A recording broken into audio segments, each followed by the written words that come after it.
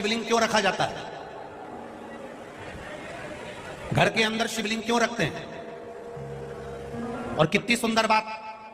हमारी शिव महापुराण की कथा कहती है, लिंग पुराण की कथा कहती है, स्कंद पुराण की कथा कहती है, कूर्म पुराण कहती है, पद्म पुराण कहती है और ब्रह्म विवर्त पुराण कहती है।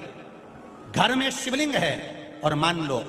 घर में आपने रोज बाबा को जल चढ़ाया, रोज आपने पूजन करी, रोज आराधना करी, रोज शिव जी को जल समर्पित कर रहे हो, और मान लो बीच में रजो धर्म आ गया या आप कहीं चले गए और घर में कोई पूजन करने वाला नहीं है, तो शिव महापुराण की कथा यहाँ तक कहती है कि घर में जो शिवलिंग है अगर आप उसको ना छुएंगे, बाहर भी चले गए, रखा हुआ है, किसी ने जल भी नहीं चढ़ाया, किसी ने पुष्प भी नहीं चढ़ाया, किसी ने कोई चावल का दाना भी नहीं चढ़ाया, अगर आप घर में रखी हुई एक बेलपत्र भी भले वो सूख गई हो, कैसी भी हो, अगर बेलपत्र सूख भी गई हो तो वो बेलपत्र भी आप शिव जी के पास में रखकर चले जाएंगे तो आपने कितने दिन जल नहीं चढ़ाया उसका हाथ में रहेगा, इससे दोष नहीं लगेगा। एक बेलपत्र में वो फल होता है, एक बेलपत्र में वो बल होता है कि गंगा के जल के बराबर, सरयू के जल के बराबर, कावेरी, छिपरा, नर्मदा के जल के बराबर बेलपत्री मात्र शिव के करीब में रखी रहती है, तो वो जल के बराबर ही रखी रहती है कि रोज आप जल चढ़ा रहे हैं शिव जी। घर के लोगों से इतना तो कह सकते हो कि मुझे हाथ नहीं लगाना, मेरे को बाहर जाना है, तुम एक काम करो, ये बेलपत्री शिव जी के पास रख दो, मैंने यहां रखी है, मैंने यहां पर रखी है, ये बेलपत्र आप शंकर जी के पास में रख दो, इतना तो कह सकते हो, इतना तो भगवान का वर्णन कर सकते हो, ये रख दो शिव जी। एक बेलपत्र शिव को समर्पित करना। और 10 दिन हो गए, 8 दिन हो गए, 15 दिन हो गए, 20 दिन हो गए, कोई बात नहीं, दुखी मत होना, शिव तुम्हारे हैं और तुम शिव के, भटकना नहीं है, भटकना नहीं, तुम शिव के हो, शिव तुम्हारा। हाँ ये जरूर है, घर से जब जाओ तो शिवलिंग तुम्हारे घर में जो पारद का, नर्मदा का,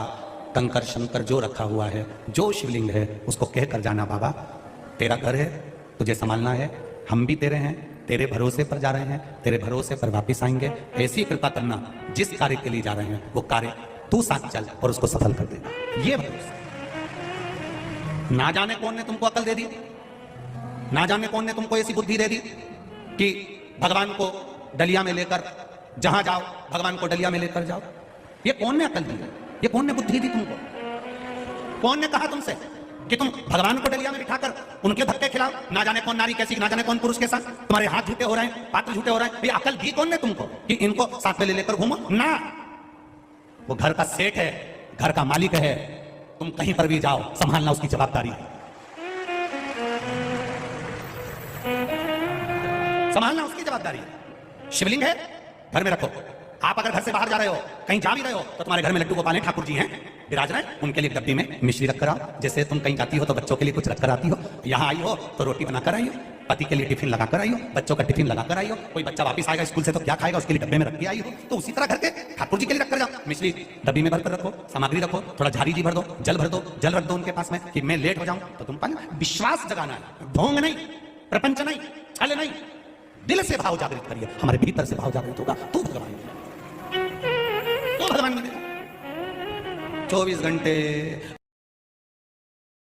श्री शिवाय नमस्तुभ्यम। दोस्तों अगर आपको वीडियो पसंद आए तो प्लीज़ चैनल को सब्सक्राइब करिएगा, साथ ही वीडियो को लाइक और शेयर करना ना भूलें, ताकि हम आपके लिए इसी तरह के सिलेक्टेड आइडियाज़ लेकर आते रहें और आप सभी की मनोकामनाएं पूरी होती रहे। भोले बाबा आप सभी पर अपना आशीर्वाद बनाकर रखें, इसी उम्मीद के साथ मिलते हैं नेक्स्ट वीडियो में। तब तक के लिए ओम नमः शिवाय, जय माता दी।